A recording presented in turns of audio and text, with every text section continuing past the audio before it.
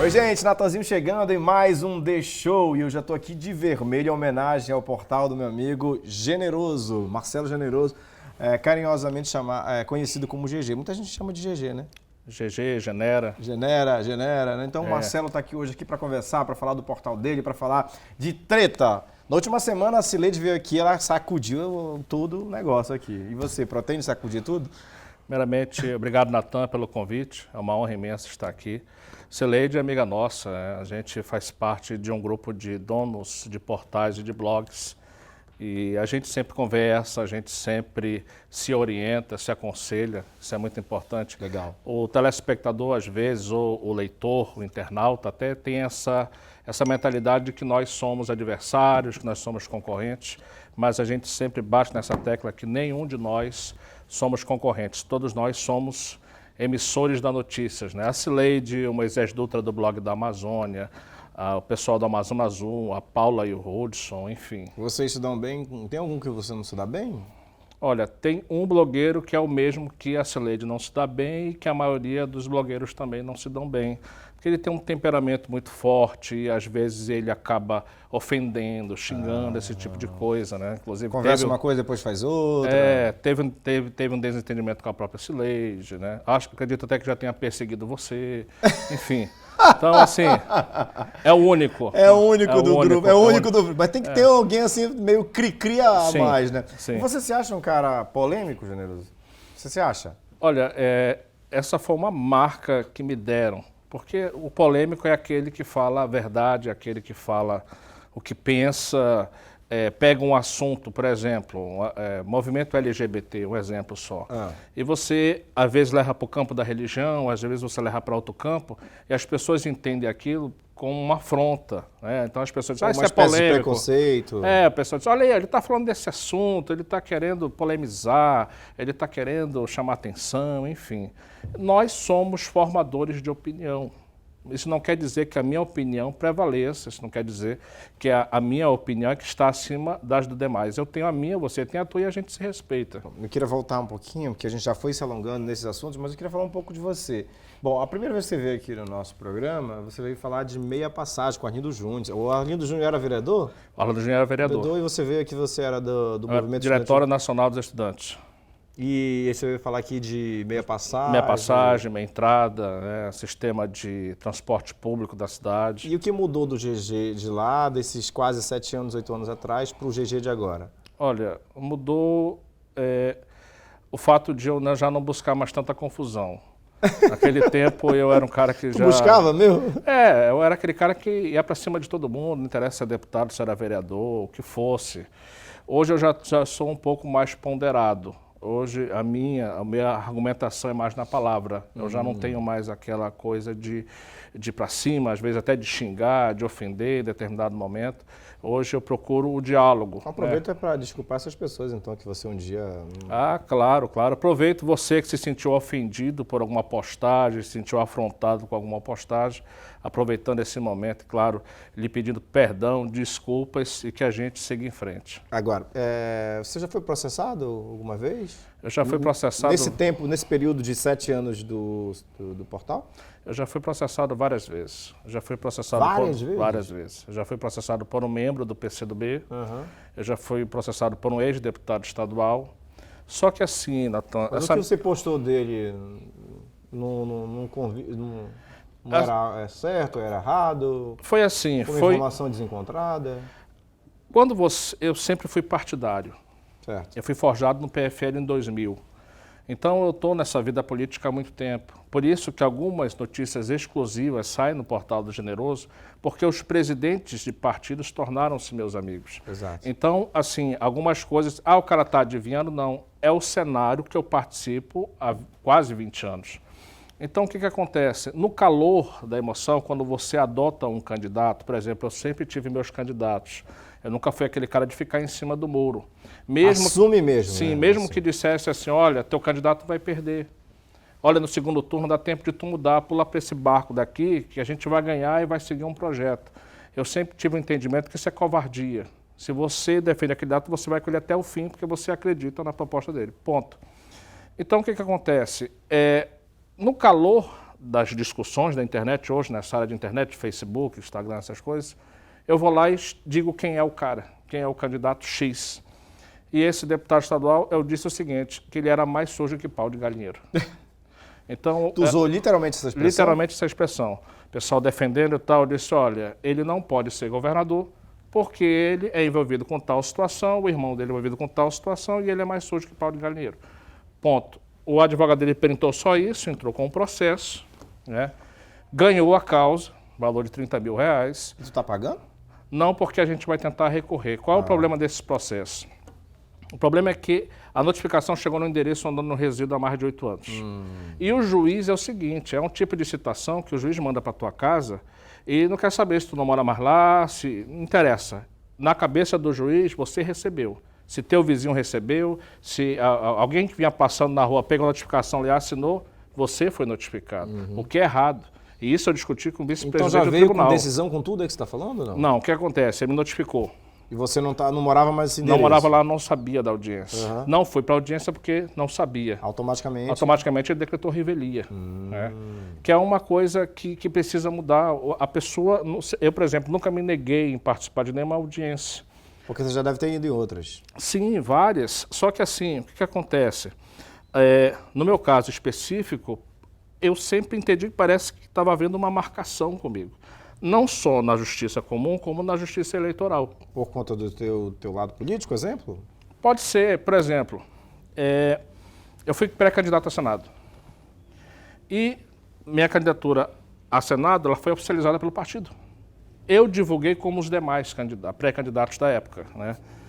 E o Ministério Público Eleitoral apresentou uma denúncia no TRE dizendo que eu estava fazendo propaganda antecipada. Só por causa de uma artezinha que estava assim, o candidato a Senado mais jovem do Brasil. Apenas isso. Agora pode falar pré-candidato que pode, né? Não, na época podia também, todo mundo divulgou, mas parece que o Ministério Público Eleitoral mirou em mim, porque eu era o novo daquela época. Então, tipo assim, o cara está em ascensão, vamos dar uma freada nele. E aí, o TRE acatou a denúncia e me multou. Me multou assim, me deram 48 horas para excluir todas as postagens. Me tirou? Que eu tive que tirar. Só que assim, me deram 48 horas, eu tirei com 24. Antes de completar as 48 horas, o mesmo oficial de justiça que foi me notificar, foi me apresentar a multa. Disse, olha, isso é uma decisão do tribunal, você foi multado em R$250 mil. Uau! R$250 mil. Eu digo... Tinha que vender aqui casa, carro para pagar? Tudo. Passou-se o tempo, que era antes de ser portal, era blog do Generoso, hoje é portal do Generoso. Nós divulgamos uma pesquisa que a gente recebeu de amigos e tal, e a pesquisa não estava registrada. O que o TRE entendeu que era uma pesquisa falsa? Me multou de novo. E tipo assim, as multas eram praticamente sem chance de defesa. Aí teve que tirar o portal do ar em algum momento? Não, apenas multa, pagar, se não pagar, vai para a Receita, enfim. Aí, ano passado, nós divulgamos uma pesquisa que foi registrada. Só que essa pesquisa ela foi cassada. E aí, eu recebi a notificação do tribunal para remover do ar a pesquisa, mas ia ter que pagar uma multa de R$150 mil. Gente, tu é muito rico, Generoso. Tem muito dinheiro para pagar tanta multa. Você já pagou alguma coisa? Não. Vai recorrendo? Já recorrendo. Assim, a impressão que eu tinha é que tanto o Ministério Público Estadual quanto o Ministério Público Eleitoral parecia que tinha uma rixa comigo e eu nunca entendi isso, porque eu nunca tinha chance de defesa. Ou quando eu me defendia, eu perdia do mesmo jeito. Certo. Eu não tinha aquela oportunidade de dizer, poxa, eu divulguei uma pesquisa que nos chegou, que foi registrada, eu não tenho culpa se o tribunal caça essa pesquisa. Se você caça, você vai lá e diz, olha, portal, essa pesquisa foi caçada, tira do ar. Pronto, imediatamente você tiraria. Mas não, tira e multa. É tipo assim, vamos multar para o cara não divulgar mais pesquisa. Essa é a impressão parece que passa, né? Enfim. Muito doido isso. Mas isso nunca foi um empecilho para você continuar. Senão eu estaria fora do ar, porque eu estou vendo aqui, tem até uma matéria aqui do Carlinhos Maia aqui comigo. Sim. Foi do humorista, né? Ele é muito legal, o Carlinhos Maia aqui. Bom, queria que você falasse também aqui para mim, como é que você não vai dizer as fontes e tal, mas como é que esse cuidado que você tem com as suas fontes, porque sempre você sai com uma notícia em primeira mão. E algumas pessoas, assim, elas comentam, nossa, não, ele está falando bobagem, não, ele é doido, não, é isso, aquilo. E daqui a pouquinho a gente consegue confirmar exatamente aquilo que você disse. Não 100% de todas as coisas, mas tem ali onde afoga a fumaça, algo disso? Sim. Como é que você trata isso? Assim, Se dá uma mixada ainda na matéria ou na informação? bom, a informação chega para a gente apura. A maioria das notícias no campo político que sai, eles partem às vezes do próprio partido, da própria presidência do partido. Por exemplo, eu vou citar o nome dele porque eu disse para ele que eu vim aqui, inclusive quero mandar um abraço para ele, o ex-deputado federal Issa Abraão. Sim, um abraço para ele também. Isso. O Issa estava saindo do PPS para o PDT. Nós já havíamos projetado isso nas rodas, no bate-papo de política. Eu disse, olha, o PPS não é mais para o Issa se agigantou. E aí o que acontece? A gente disse, olha, eu acho que o PDT é o lugar certo para ele. Acabou que nisso ele já estava conversando com o Lupe e o presidente do partido disse o seguinte, quando ele assinar a ficha de filiação, você vai ser o primeiro a saber. O Stone, inclusive um abraço, Stone Machado. E o Stone e o Vital, na época, o Vital Melo, passaram para mim, disse, olha, o Issa acabou de assinar a ficha do PDT, era por volta de 1h30 da madrugada. Eu estava deixando minha sogra no aeroporto. Eu fui imediatamente, 2 horas da manhã, Issa sai do PPS, estava lá e postei. Quando foi de manhã, o pessoal do PPS do interior começou a me chamar de mentiroso e começou a me xingar, que eu estava forçando uma barra, etc. e tal. Horas depois, o Issa confirmou a saída do PPS e a gente deu o tiro certo, digamos assim. Então, todas as informações que nos chegam, principalmente nesse campo político, têm uma fonte e, às vezes, a fonte é o próprio presidente do partido. Então, assim, a gente sempre tem esse cuidado. Claro que tem coisa que a gente deduz, tem algumas coisas que eu deduzo. Por exemplo, toda eleição eu faço o quadro dos possíveis eleitos e não. E como é que eu faço isso? Eu faço uma enquete no portal, eu ouço as pessoas da rua, eu ouço os meus parentes, os meus amigos, e eu faço uma projeção. E nisso eu boto, olha, 24 deputados estaduais, eu acerto 22, erro 2. Vereadores, eu acerto 40. Sempre porque é meu meio. Então, obviamente que algumas coisas eu vou acertar, outras coisas eu vou errar.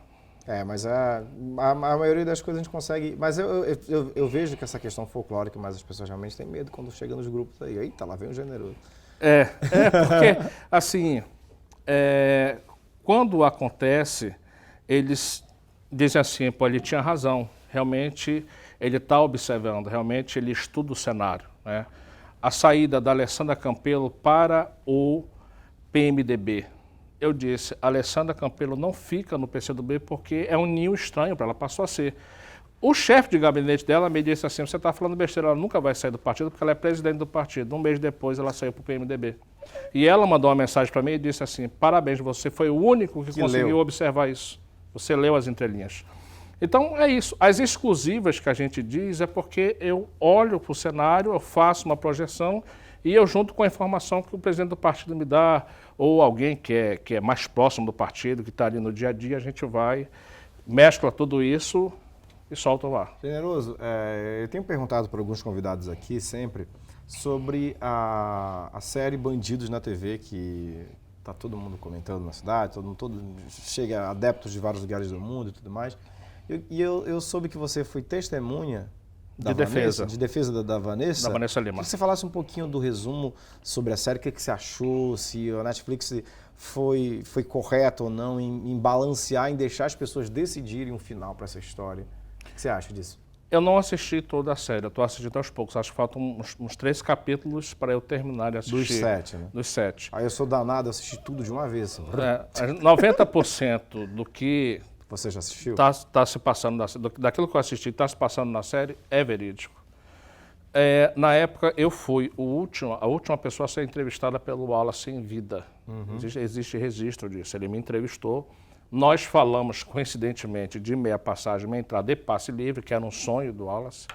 E no dia seguinte ele passou a não fazer mais o programa. Quem assumiu foi o Carlos, ora o Fausto, ora o Vanderlei Modesto. Então, o que acontece? Eu estava muito junto do pessoal do Canal Livre porque eu assumi a produção do programa do Duda Ramos, na época, em outra emissora, e nós conversávamos muito, eu conversava muito com a Vanessa. Então, eu sabia como é que chegavam as informações, a comunidade denunciava, às vezes a própria polícia passava uma mensagem para ela e dizia, olha, aconteceu tal situação, manda o programa para lá, enfim. Então, quando ela me convidou, que ela foi acusada na época de fazer parte, inclusive ela foi presa, passou 1 ano presa, e 10 anos depois se provou que nós tínhamos razão, a Vanessa me ligou e disse, ela me chamava de Marcelinho, ela disse, Marcelinho, tu tem como ser minha testemunha de defesa? Eu disse, mas testemunha de defesa para quê? Porque ainda não tinha, Certo. eu não sabia o que estava acontecendo. Né? Só ouvia os rumores e tal. Depois foi que a fundo eu fui ver o que estava acontecendo ali. Ela disse, não, eu só queria que você dissesse como é a vida de um produtor. Porque estão me acusando de mandar matar as pessoas e botar na TV. E a informação chega para mim como chega para você. Vocês cansaram de chegar lá primeiro que a gente. Eu disse, sem problema, você é minha amiga, você. Quando eu aceitei, amigos meus e meus familiares disseram, você está entrando numa roubada. Então não sabe, é gente perigosa, sai disso. Eu disse, não, eu vou até o fim. Eu vou ser testemunha de defesa da Vanessa. E o que poucas pessoas sabem foi o que aconteceu no dia. Eu estava dormindo, a audiência estava marcada para 9 da manhã. 6h30 da manhã, o Grupo Fera bate na casa da minha mãe. E eu estava deitado, obviamente, dormindo, meu irmão foi lá e disse, mano, a polícia. Eu disse, polícia? Não devo nada. Não saí. Disse, pois não, seu Marcelo Generoso? Eu disse, sim. Se por ordem do doutor fulano de tal, o senhor tem que nos acompanhar até o tribunal. Eu disse, por quê? Eu sou testemunha de defesa. Ele disse, olha, eu não tenho ordens para falar o resto. Do que se trata. Eu estou aqui para lhe... O senhor não está preso. Eu digo, claro que eu não estou preso, eu não sou bandido. O senhor está sendo conduzido coercitivamente. E eu fui numa viatura do Grupo Fera. A casa da minha mãe ficou cercada por 12 policiais mascarados do Grupo Fera. Eu saí, entrei na viatura, fiquei aqui, um policial aqui e outro aqui. Fomos não era no Camburão não, né? Ah, na viatura da polícia, da Polícia Civil. Camburão que eu digo é atrás. Não, foi aqui. Não, cidadão normal. Tô preso? Tô preso. Não, né? Já foi isso. Aí, tá, nós fomos para a Delegacia Geral. Olha só o negócio. Dom Pedro. Chegamos na Delegacia Geral, o policial olhou para mim e disse, esse rapaz não é bandido mesmo não. Eu digo, claro que eu não sou, amigo, eu sou testemunha de defesa. Fomos, lá estava o PP, estava a Marlúcia, irmã do Carlos, e estava um compadre do Carlos Souza. Certo. Fiquei lá. De lá nós pegamos uma outra viatura para o tribunal. Eu não entendi o negócio. Para que eu vou para a Delegacia Geral? Mas a Justiça mandou, eu vou. Chegamos lá, sentei, o cara disse, olha, é daqui, agora é o pessoal da Justiça, não é mais comigo. O policial me entregou lá e saiu. Os advogados do Carlos e a advogada dele entrou e teve uma discussão com o juiz. Ele disse, o senhor quer desqualificar nossas testemunhas? Não, houve uma falha no processo. Falha no processo, o senhor está mandando conduzir coercitivamente o nosso pessoal. Isso é um absurdo.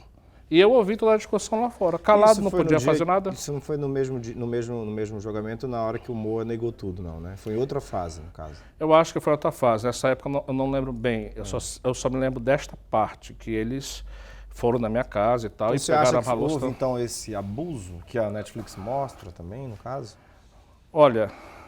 De autoridade? Em parte, sim.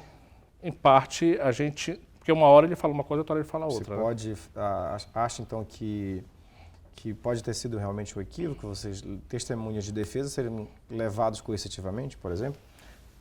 Não é que seja um equívoco. Um advogado do Carlos, que morava em São Paulo, chegou e soube da situação e foi lá comigo. Ele disse, eu quero ouvir de você, você foi conduzido coercitivamente para prestar depoimento? Eu disse, foi. Ele disse, será se eles não pensaram no constrangimento que tu passou, que a tua família passou? O que os teus vizinhos vão dizer? Tu entrando num carro, numa viatura com 12 policiais na porta da tua casa? Tu é bandido, rapaz. Porque você já iria normal. Por que você não desceu e foi denunciar o juiz? Eu disse, doutor, não fui orientado a isso. Ele disse, sabe por quê? E aí quem disse foi ele, tá, pessoal? Atenção, OAB, quem disse isso foi o advogado da época. Ele disse, os advogados de Manaus são burros. Ele falou isso. Porque eu não teria deixado você passar por isso. A orientação certa, os advogados que acompanham o seu Carlos Souza aqui, deveriam pegar você e ir na corredoria e denunciar o juiz. Porque, para todos os efeitos, os vizinhos todos acham que você é bandido, rapaz. eu vou tomar providência disso. Eu disse, não, doutor, deixa para lá, não quero mexer com ninguém. Na época não tinha portal, não tinha blog, não tinha nada, eu era um produtor, rapaz. Não tinha. Se eu tivesse, aí não é querendo me exaltar, mas se eu tivesse a fama que eu tenho hoje, eu tinha botado para cima. Entendi. Entendeu? Na época não era nada, enfim, tive que aceitar caladinho, ponto. E aí o advogado da Vanessa foi na minha casa no dia seguinte e disse, Marcelo, eu estou lhe tirando do processo. Você já foi constrangido demais, sem necessidade, obrigado pela força que você deu para a Vanessa. Aí acabou que você não foi mais testemunha. Não fui mais testemunha. E até hoje a Vanessa me agradece. Inclusive, no dia que saiu a matéria... Você já falou com ela depois que saiu? Várias vezes. Inclusive, eu fiz a matéria e meu nome é inserido no corpo da matéria, que ela foi inocentada 10 anos depois, né? Então, ou seja, nós tínhamos razão. E ela agradeceu, porque eu fui um dos poucos amigos que disse, eu vou te acompanhar até o final, não tenho medo. Porque todos os funcionários do Canal Livre na época, com licença da expressão, viraram leprosos. E eu vi isso de perto. Vanderlei, Dom Chicote, o Artêmio, que trabalhou comigo, o Artêmio Araújo, todo mundo Staff todo. Dizia, olha, é do Canal Livre, não quero. É leproso. Nós tínhamos um programa de rádio, nós ganhamos um programa de rádio, nós pagamos, inclusive, o horário, e o dono do programa de rádio disse o seguinte, nós entramos com o Vanderlei, com o Dom Chicote e tal, nós só fizemos um dia, terminou, ele disse assim, esse pessoal, ou vocês pegam o cheque de volta, ou vocês tiram esse pessoal do Canal Livre. A gente disse, não, então tá aqui o cheque, não quero esse pessoal aqui.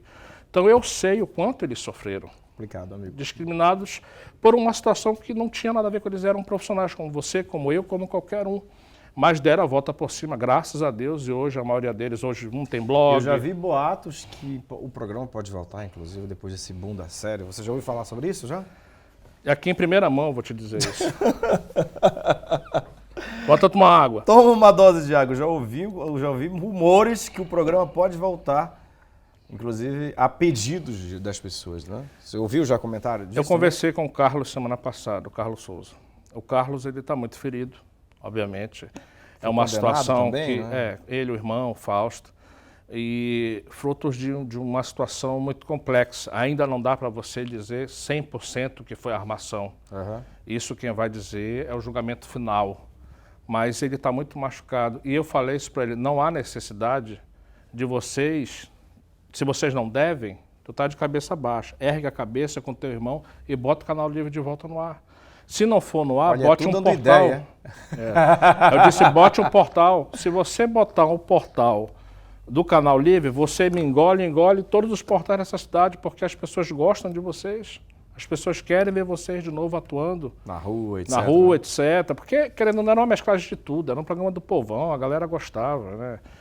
E assim, o Wallace, ele tinha um carinho muito grande por mim e eu por ele. Tanto que ele já me defendeu uma vez num jornal aí local. Os caras botaram a manchete lá, líder estudantil escreve errado e tal, e me chamou de burro, etc. Ele pegou a capa do jornal, levou para o programa e me defendeu. Então, assim, a minha relação com ele sempre foi de muito respeito. Então eu falei para ele, olha, bota um portal, se tu não puder botar na TV, bota um portal, meu irmão, e vem para cima, e bota o Canal Livre de volta no ar. Aí ele falou assim, tamo vendo.